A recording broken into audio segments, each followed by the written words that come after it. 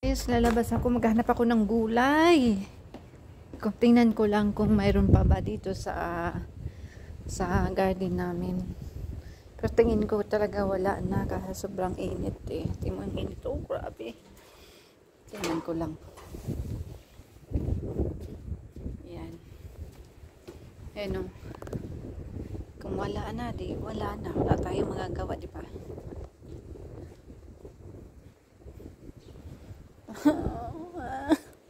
Anong nangyari? Ito guys, so wala na yung ano.